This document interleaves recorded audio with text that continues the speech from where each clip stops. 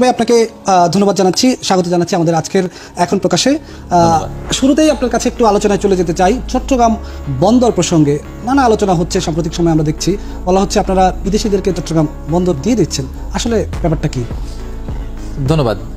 খুবই টপিক্যাল একটা ইস্যু আমাদের জন্য, এবং আমাদের অর্থনীতিতে যে চট্টগ্রাম বন্দর খুবই গুরুত্বপূর্ণ সেটার প্রমাণই হচ্ছে যে এটাকে নিয়ে প্রচুর আলোচনা, সবাই এটার ব্যাপারে খুব ইমোশনাল, সবারই একটা মতামত আছে, সবাই এটা নিয়ে কিছু বলতে চান। তো এবং আমরা এটাও জানি যে আমরা নতুন যে বন্দরগুলো নিয়ে কথাবার্তা বলছি, নতুন ইনভেস্টমেন্টগুলো নিয়ে কথা বলছি, সেগুলো যদি কাজ এই বছরও শুরু হয়, সবচেয়ে প্রথমটা আসতেই প্রায় লেগে যাবে 3-3.5 বছর। তো তার মানে আগামী 3-3.5 বছর অন্তত চট্টগ্রাম বন্দরের উপরই আমাদেরকে কমপ্লিটলি নির্ভর করে থাকতে হবে। তো প্রবলেম স্টেটমেন্টটা কোথায়, সমস্যাটা কোথায়, কেন আমরা এটা নিয়ে কথা বলছি? প্রথম হচ্ছে যে চট্টগ্রাম বন্দর বিশ্বের যে 405টি বন্দর আছে তার মধ্যে র্যাঙ্কিংয়ে 337তম। তো 337তম তো একটা র্যাঙ্কিং আমরা ধরে রাখতে চাই না। এবং হ্যাঁ, এটা ঠিক যে চট্টগ্রাম বন্দর গত 15-20 বছরে অনেক উন্নতি সাধন করেছে, তারপরেও তারা এখনও 337তম। তো এটা একটা আনফেয়ার কম্পিটিশনের কারণে হয়েছে। কীরকম আনফেয়ার কম্পিটিশন? যেই বন্দরগুলো 1 থেকে 100-র মধ্যে, তাদের যারা অপারেটর, ওটা যদি আপনি দেখেন ওই লিস্টটা, দেখবেন যে একই অপারেটর অনেকগুলো বন্দর চালায়। তো তারা বিভিন্ন বন্দর থেকে বেস্ট প্র্যাকটিসগুলো নিয়ে এসে তারা তাদের বন্দরগুলো ইমপ্রুভ করতে থাকে। সেই কারণে আমরা একা হিসাবে একদম লোকাল অপারেটর নিয়ে কখনোই আসলে তাদের সাথে কম্পিট করতে পারি না। এটা হচ্ছে আমাদের প্রথম সমস্যা। দ্বিতীয় সমস্যা হচ্ছে, যদি আমি চট্টগ্রাম বন্দরের রেভিনিউ, সরকার যে রেভিনিউটা পায় সেটা যদি দেখি, আর পাশেই আমরা কিছুদিন আগেই রেড সি গেটওয়েকে একটা নতুন বন্দর দিয়েছি, প্রাইভেট পোর্ট, সেটা রেভিনিউর মধ্যে প্রায় 20% পাবো, শতকরা 20 আমরা কম পাচ্ছি চট্টগ্রাম বন্দর থেকে প্রত্যেকটা কন্টেইনারে। আর তৃতীয় সমস্যাটা হচ্ছে যে চট্টগ্রাম বন্দরে আমরা কিছু ইনভেস্টমেন্ট করেছিলাম সরকার থেকে প্রায় 15 বছর আগে, 10-15 বছরের মধ্যে।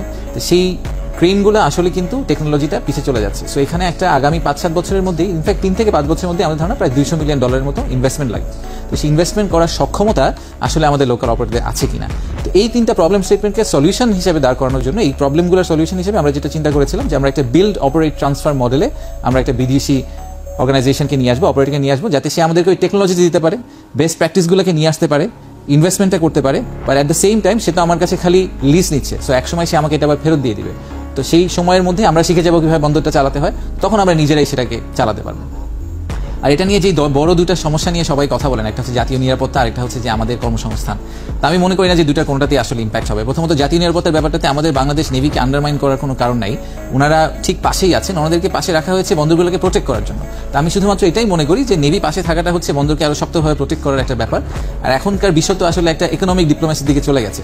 তো যখন কোনো বিদেশি রাষ্ট্রের বিনিয়োগ আমাদের দেশে থাকবে, তখন তারা ন্যাচারালি আমাদেরকে আরও বেশি প্রোটেকশন দিবে। সো এটা আসলে আমাদের পক্ষেই কাজ করবে। আর দ্বিতীয়টা হচ্ছে যে কর্মসংস্থানের যে ব্যাপারটা, সেটা আমি একেবারেই মনে করি না যে আমরা ইউরোপ থেকে 3000 শ্রমিক এনে বাংলাদেশের কার্গো হ্যান্ডেল করব। আমরা আসলে তাদের কাছ থেকে টেকনোলজি ট্রান্সফারটা আনার চেষ্টা করছি, আর একদম ম্যানেজমেন্ট লেভেলে, একদম এক্সিকিউটিভ লেভেলে, সিইও লেভেলে তাদের থেকে কিছু এক্সপার্টিস আনার চেষ্টা করছি। বাট আমাদের শ্রমিকরা ওখানেই থাকবে। ইনফ্যাক্ট আমাদের প্রেডিকশন তো হচ্ছে প্রায় 25 থেকে 30 হাজার কর্মসংস্থান যোগ হবে চট্টগ্রামে আগামী 5 বছরের মধ্যে। তো তাদের আসলে কর্মসংস্থানের সুযোগ বাড়বে। তাহলে এই যে এখন এত কথা হচ্ছে কেন, আপনার কাছে কেন মনে হচ্ছে এত কথা হচ্ছে কেন? অনেকে এই ধরনের কথা বলছেন যারা আপনাদের এই সিদ্ধান্তের পক্ষে অবস্থান নিয়েছেন। সোশ্যাল মিডিয়া আমরা নানা ধরনের আলোচনা দেখি, বলা হচ্ছে এক ধরনের সিন্ডিকেট আপনাদের কারণে হুমকির মুখে পড়ছে। এই ধরনের কোনো বিষয় কি আছে আসলে? দেখুন, এরকম অনেক, যে কোনো ইকোসিস্টেমে যখন আপনি একটা ডিসরাপশন আনার চেষ্টা করবেন, একটা ট্রান্সফরমেশন করার চেষ্টা করবেন, তখন কিছু সংস্থা বা কিছু ব্যক্তি ক্ষতিগ্রস্ত হতে পারে। কিন্তু আমাদেরকে ন্যাশনাল ইন্টারেস্টটা দেখতে হবে। আমাদেরকে দেখতে হবে যে আমরা তো পিপলস রিপাবলিক অফ বাংলাদেশ, আমি জনগণের কাছে জবাবদিহি। সো আমাকে তো জবাবদিহিতার জায়গা থেকে দেখতে হবে। So national interest point of view থেকে আমরা মনে করি এটা ঠিক কাজ। টাইপরাইটার যখন চলে গিয়ে কম্পিউটার আসলো, তখন যদি আপনি টাইপরাইটারের কথা চিন্তা করে কম্পিউটার অ্যাডাপ্ট করার কথা কমপ্লিটলি ইগনোর করেন, তাহলে তো আপনি আসলে বিশ্বের সাথে পিছিয়ে পড়বেন। আরেকটি প্রসঙ্গে যেতে চাই, বাংলাদেশের মানুষ আসলে আপনাকে চেনা শুরু করেছে বিশেষ করে বিনিয়োগ সম্মেলনটা দিয়ে। সেখানে আপনার একটা ভালো প্রেজেন্টেশন দেখে সবাই আপনার প্রতি এক ধরনের আশার আলো দেখা শুরু করেছে। কিন্তু এখন হতাশার কথা বলা হচ্ছে। আমরা কিছুদিন আগে একটা পত্রিকায় দেখেছি যে আশিক চৌধুরী উঠছেন, বিনিয়োগ নামছে। তো বিনিয়োগ সম্মেলন হয়ে গেল, কতটা বিনিয়োগ আসলো আসলে বাংলাদেশে? আসলে কি আপনি উঠছেন, বিনিয়োগটা সেভাবে উঠছে না, বিষয়টা কি আসলে? আচ্ছা, বিনিয়োগ সম্মেলনটা আমরা কেন করেছিলাম এবং বিনিয়োগ ওভারঅল কেন আসছে না, দুইটার একটু একটা রিলেশনশিপ আছে, আবার একটা রিলেশনশিপ নেই। বিনিয়োগ সম্মেলন থেকে আমাদের মূল উদ্দেশ্য ছিল যে বাংলাদেশ সম্বন্ধে যেই ধারণাটা আছে মানুষের কাছে, সেই ধারণাটাকে আস্তে করে একটু ঘুরিয়ে দেওয়ার চেষ্টা করা। কারণ আপনারা সবাই জানেন যে গ্লোবালি বাংলাদেশের পারসেপশনটা খুব খারাপ বাংলাদেশ নিয়ে, স্পেশালি আবার গত বছর একটা ডিসরাপশনের ভিতর দিয়ে আমরা গেছি। সেই কারণে এই ধারণাটা বদলে দেওয়া যে we are ready for business, এই ভিজিবিলিটিটা দেওয়াটাই আমাদের বিনিয়োগ সম্মেলনের মূল উদ্দেশ্য ছিল। তো আপনি যে আজকে আমাকে এটা নিয়ে প্রশ্ন করেছেন, আমার মনে হচ্ছে যে কিছুটা হলে আমরা সফল হয়েছি, যে সবার মাথার মধ্যে আবার ফেরত এসেছে, সবার মনে ফেরত এসেছে না বাংলাদেশের বিনিয়োগটা একটা ইম্পর্টেন্ট টপিক এবং এটা নিয়ে কথা বলতে হবে, আমাদের চেষ্টা করতে হবে বিনিয়োগ বাড়ানোর জন্য।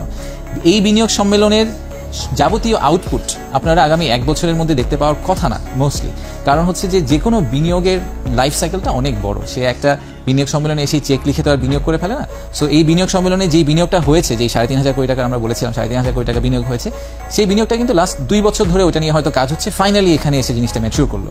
সো এই বিনিয়োগ সম্মেলনের দায়িত্ব হচ্ছে 2026-27 সালে বিনিয়োগকে বাংলাদেশে নিয়ে আসা। তো সেটার আউটপুট দেখার জন্য আমাদেরকে একটু ওয়েট করতে হবে। But perception point of view থেকে আমি বলবো যে আমরা অ্যাটলিস্ট জনগণের মধ্যে এরকম একটা আশা দিতে পেরেছি যে না, বাংলাদেশের একটা প্রপোজিশন আছে, বাংলাদেশের একটা বিজনেস কেস আছে, সেই বিজনেস কেসটাকে এখন আমাদেরকে ড্রাইভ করতে হবে। একটা এক্সাম্পল দিই, যদিও it's a very small example, but আমার মনে হয় যে সবাইকে বলার জন্য। এই বিনিয়োগ সম্মেলনে আমাদের কাছে একটা চাইনিজ কোম্পানি এসেছিলেন, ওনারা বাংলাদেশকে আগে থেকে দেখছিলেন, বাট ওনারা ওখানে এসে ওনারা প্রথম ডিসিশন নিলেন যে ওনারা বাংলাদেশে বিনিয়োগ করবেন। খুব ইন্টারেস্টিং একটা বিজনেস মডেল। ওনারা যেটা করেন সেটা হচ্ছে ওনারা বিভিন্ন এয়ারলাইনে যে অ্যামিনিটি কিট থাকে, আমরা যারা বিজনেস ক্লাসে ট্রাভেল করে তারা একটা অ্যামিনিটি কিট পান, তো ওই অ্যামিনিটি কিটটা ওনারা বাংলাদেশে এখন থেকে বানাবেন। তো ওটার জন্য ওনারা এসেছিলেন এবং আমরা ওনাদেরকে ব্যবসার সাথে পরিচয় করিয়ে দিয়েছি। এটাও আমার একটা পার্সোনাল রিয়েলাইজেশন যে সরকারের ভিতরে বিভিন্ন সংস্থা একসাথে অনেক সময় কাজ করে না, তাদেরকে এক করে আমরা সম্মেলনটা করার চেষ্টা করছি, যাতে একটা বিজনেস অপরচুনিটি আসলে আমরা সবাই একসাথে কাজ করে তাদেরকে ফ্রুইশনে নিয়ে যেতে পারি।